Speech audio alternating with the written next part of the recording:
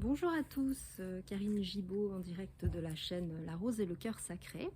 Aujourd'hui, je vous fais une vidéo au sujet de l'abondance parce que c'est un thème qui nous concerne tous. Donc, je parle souvent avec les personnes que j'accompagne au cabinet. Alors déjà, de quoi parle-t-on? L'abondance, on emploie souvent l'abondance par rapport à l'aspect financier, mais ça n'est pas que ça. En fait, l'abondance, c'est toutes les ressources que nous avons dans notre vie de manière illimitée et auxquelles nous pouvons faire appel pour nous construire une vie heureuse. Alors l'abondance, c'est bien sûr, oui, tout ce qui a trait à l'argent, à l'aspect matériel de nos vies, les biens qu'on peut posséder, l'argent qu'on peut avoir sur notre compte en banque, dont on peut disposer. Mais c'est également l'abondance dans le domaine de la santé, être en bonne santé. C'est l'abondance, c'est également dans les relations amicales, familiales, professionnelles, amoureuses. Et c'est également notre capacité à prendre notre place dans notre vie, à être dans notre plein rayonnement, à trouver vraiment un sens à ce que l'on fait et à être vraiment dans notre pleine expansion, plein épanouissement. Donc vous voyez que la notion d'abondance, elle dépasse largement l'aspect financier et matériel, même si ça en fait partie, parce que derrière tout ça, la clé de l'abondance, c'est vraiment notre connexion à la vie et la valeur que l'on s'accorde à soi. Des accompagnements que je fais, ce qui apparaît très souvent, c'est que nous bloquons nous bloquons nous-mêmes notre abondance. Alors les blocages, ils peuvent être multiples. Il peut y avoir déjà toutes les croyances que l'on nourrit par rapport au fait d'être riche, au fait d'être heureux, au fait de rayonner, au fait de prendre notre place. On a consciemment ou inconsciemment, on a des croyances limitantes à l'intérieur de nous qui font qu'on pense par exemple ne pas mériter l'abondance, qui font qu'on ne s'accorde pas forcément de valeur, on ne s'estime pas, on pense qu'on n'a pas le droit au bonheur, on peut être dans des mécanismes d'auto-sabotage. Ce qui freine également l'abondance, c'est toutes les peurs que nous avons. Oui, mais si demain je suis riche, je suis dans l'abondance, je vais être déloyale à ma famille. Si demain j'ai de l'argent, je vais avoir peur qu'on me jalouse. Je vais avoir peur de devenir une mauvaise personne parce que l'argent c'est sale.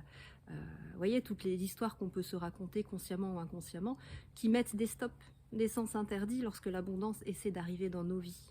Ce qui peut également freiner l'abondance, c'est tous les schémas répétitifs qui viennent de nos lignées familiales.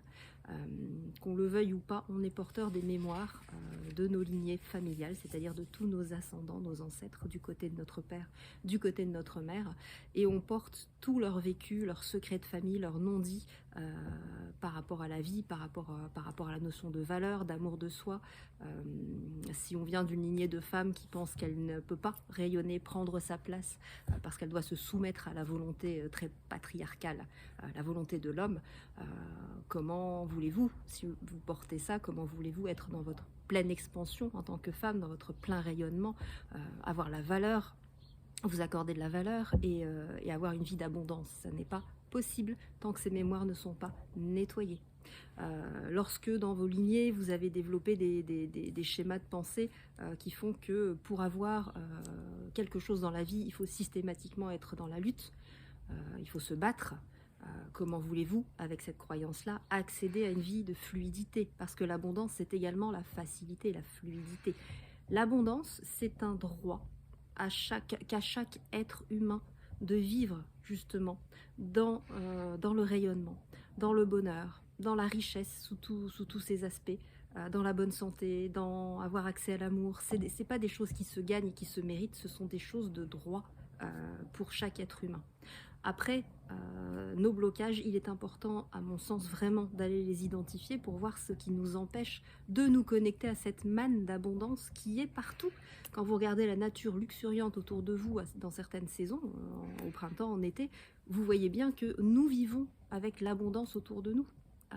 La nature ne se force pas pour être dans la richesse, dans la luxuriance. Elle est.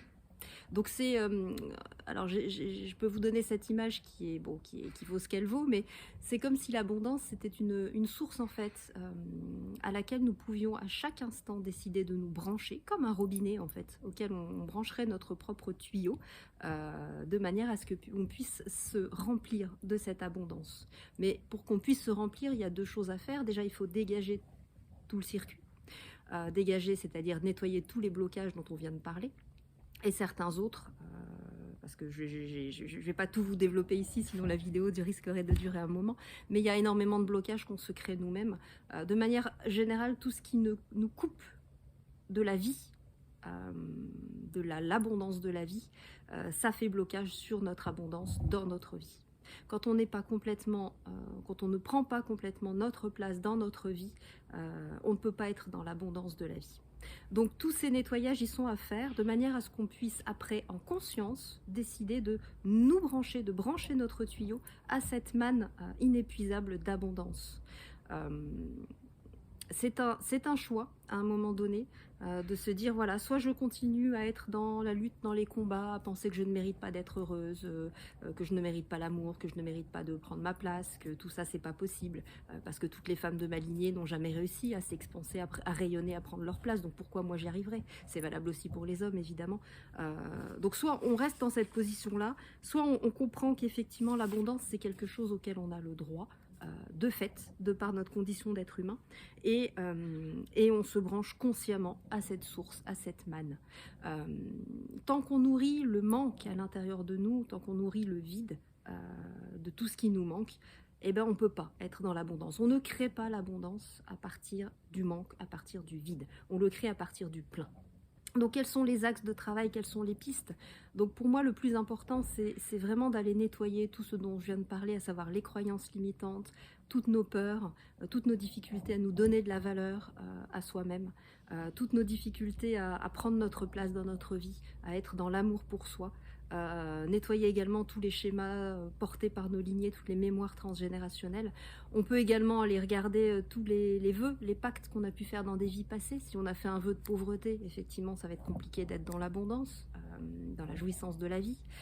Lorsqu'on a eu des vies marquées, par exemple, par le fait qu'on a eu une vie où on est rentré dans les ordres, et que cette mémoire vibre encore au niveau de notre âme, ça va être compliqué d'être dans la richesse, dans l'abondance, dans le rayonnement, dans la jouissance de la vie. Et donc c'est important également d'aller regarder du côté des vies passées qu'a pu vivre notre âme et qui sont venues créer également des mémoires qui peuvent agir encore dans cette incarnation présente. Donc vous voyez que les axes de travail sont nombreux. Ce qui est important également, c'est au quotidien, dans notre vie, de nourrir la gratitude, d'être vraiment focalisé sur ce que nous avons déjà dans notre vie, plutôt, et d'être en gratitude pour ça, de remercier pour ça, de le savourer, plutôt que de chercher tout ce qui nous manque, et nous mettre également dans des positions d'attente. Oui, quand j'aurai un nouveau travail, oui, quand j'aurai rencontré l'homme de ma vie, oui, quand ça ira mieux avec mes parents.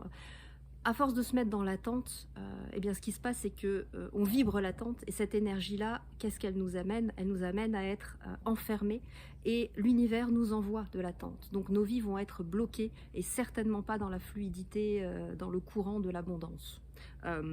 Donc c'est important vraiment pour moi de se reconnecter à la gratitude, mais également à la vie elle-même, d'être vraiment dans des énergies de vie, puisque la vie est abondance. Regardez autour de vous, vous verrez de quoi je vous parle.